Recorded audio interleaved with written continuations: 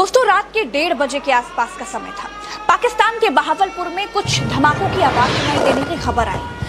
करीब करीब ये अंदाजा लगाया जाने लगा कि भारत ने सायरन वाली मॉक ड्रिल से पहले ही आतंक के अड्डों पर स्ट्राइक कर दी है। बहुत ज्यादा समय नहीं बीता ये खबर आने में कि बहावलपुर, कोटली, मुजफ्फराबाद, मुरीद के बाग समेत पाकिस्तान में 7 शहरों के 9 आतंकी ठिकानों पर भारतीय सेना ने 24 मिसाइलें दागकर ऑपरेशन सिंदूर शुरू किया। 100 से ज्यादा आतंकियों के मारे जाने की खबर है। बहावलपुर के मुरीद के में लश्कर का सबसे अहम ठिकाना और आतंक के ट्रेनिंग सेंटर मरकज तैयबा को निशाना बनाया गया। यह अड्डा साल 2000 से चल रहा था। बहावलपुर हमारे राजस्थान राज्य के सीध में पड़ने वाले पाकिस्तानी इलाके में पड़ता है। अब तक भारत पीओके इलाके में आतंक के खिलाफ कार्रवाई करता आया है, लेकिन पहली बार भारत ने दिखा दिया कि पाकिस्तान में कहीं भी आतंकी भारत की नजर से बच नहीं पाएंगे।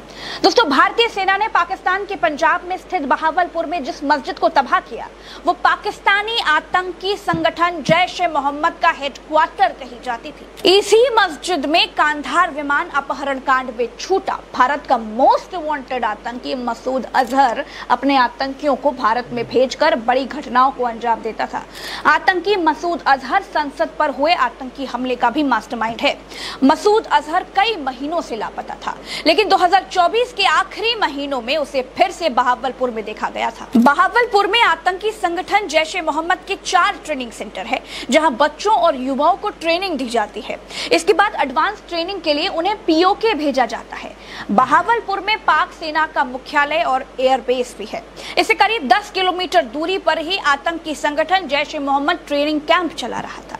आपको बता दें दोस्तों कि पाकिस्तान का बहावलपुर भारत की सीमा के काफी करीब स्थित है। अगर सड़क मार्ग की बात करें तो बहावलपुर से भारत की सीमा तक की जो दूरी है वो लगभग 80 से 100 किलोमीटर के बीच है। दोस्तों, भारत की मिनिस्ट्री ऑफ डिफेंस ने रात के करीब 1:30 बजे ये बिल्कुल साफ किया कि पाकिस्तान में किया गया ऑपरेशन सिंदूर से पाकिस्तानी मिलिट्री को निशाना नहीं बनाया गया है। ऑपरेशन सिंदूर से केवल आतंक के अड्डों का सफाया किया गया है। साफ लिखा गया है कि hitting terrorist infrastructure in Pakistan occupied Jammu Kashmir from where terrorist attacks against India have been planned and direct 9 sites have been targeted। भारतीय सेना ने रात करीब 1:28 पर ऑपरेशन सिंदूर लॉन्च किया। भारत ने सारे हमले अपने एयर स्पेस से किए और सिर्फ आतंकी ठिकानों को ही निशाना बनाया। ऑपरेशन सिंदूर के बाद पाकिस्तान ने फेक खबरें फैलानी शुरू कर दी। भारत के मिसाइल हमले के बाद पाकिस्तान ने राजस्थान बाड़मेर में सितंबर 2024 में क्रैश हुए MiG-29 विमान की तस्वीर दिखाकर बताया कि उसने भारत का राफेल मार गिराया। पाकिस्तान के बड़े बड़े पत्रकार फेक न्यूज फैलाने पर लगा दिए गए। जियो न्यूज के हामिद मीर ने लिखा कि इंडियन फाइटर जेट को भटिंडा के पास मार गिराया गया। जो फोटो पाकिस्तानी मीडिया दिखा रहा था वो 2021 में पंजाब के मोगा में क्रैश हुआ MiG-21 फाइटर जेट था। इससे समझ में आता है दोस्तों कि पाकिस्तान कितना बड़ा झूठा मुल्क है।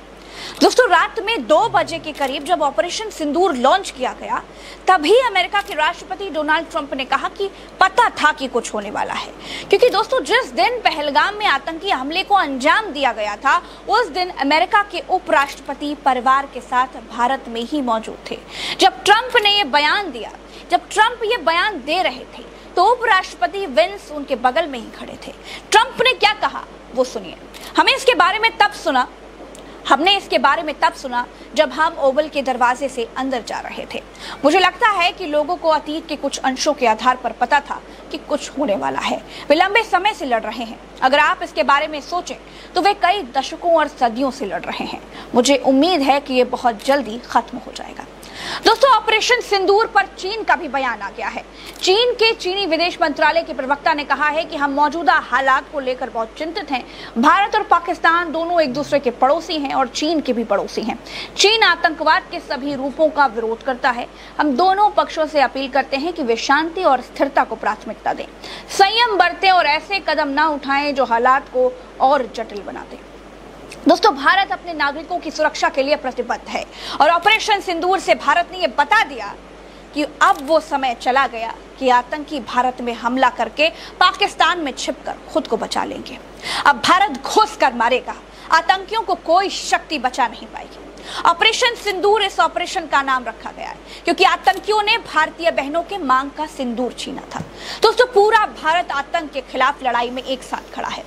जय हिंद की सेना पर सभी को गर्व है। दोस्तों, इस वीडियो में फिलहाल के लिए इतना ही। चलते हैं। राम राम, दुआ।